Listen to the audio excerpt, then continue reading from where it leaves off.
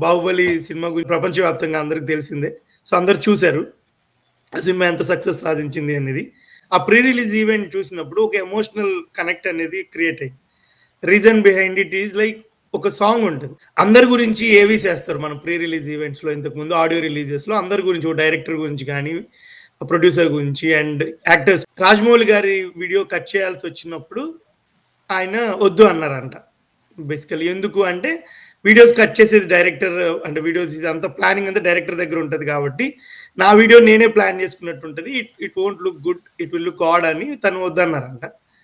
But Rajamouli గారికి తెలియకుండా వాళ్ళ family members who worked in the same film Keeravani గారిని మనం రాజమౌళి గారి గురించి ఒక మంచి ఏదైనా వీడియో ప్లాన్ చేద్దాము. ఆయనకి తెలియకూడదు. సర్ప్రైజ్‌గా ఉండాలి అని. ఇప్పుడు సడెన్‌గా కీరవాణి గారు ఇదిగోండి ఈ సాంగ్ రాజమౌళి గారి కోసం డెడికేట్ చేస్తున్నామని ఒక సాంగ్ పాడారు.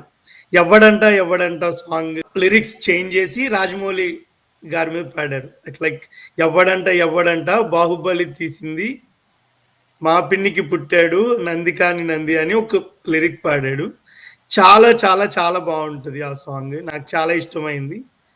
సో, మామూలుగా ఆ సాంగ్ పాడేటప్పుడు ఒక ప్యాటర్న్ జరుగుతది. నేను బాగా అబ్జర్వ్ చేసింది ఏంటి అంటే, ఫస్ట్ థింగ్ ఆ పాట స్టార్ట్ చేయగానే రాజమౌళి గారు కూర్చుని వాళ్ళు లేచి సడెన్‌గా వాళ్ళ అన్న పాడుతున్నారు కదా! సర్ప్రైజ్ అయ్యి లేచి నుంచొని చూస్తూ ఉంటారు ఆ వీడియోలో. చూస్తున్నప్పుడు లైక్ బా సర్ప్రైజ్ అవుతాడు. తర్వాత కీరవాణి గారు రాజమౌళి గారిని స్టేజ్ మీదకి రండి అని పిలుస్తాడు. రా రాజమౌళి పైకి అని పిలిస్తే తను స్టేజ్ మీదకెళ్తున్నప్పుడు అందరూ అక్కడున్న క్యాస్ట్ అండ్ క్రూ మొత్తం కూర్చున్న విత్ అనుష్క, ప్రభాస్ అందరూ లేచి నుంచుంటారు. మళ్ళీ తను అంటే respect towards the director and the technician.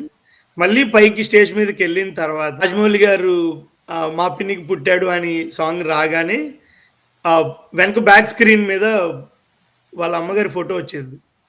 So, Rajamouli గారు స్టార్టెడ్ క్రైయింగ్ అన్నమాట. ఏడ్చేస్తారు. ఏడ్చినప్పుడు ఆ ఎమోషన్ ఈ 3 యాస్పెక్ట్స్ చూస్తాము.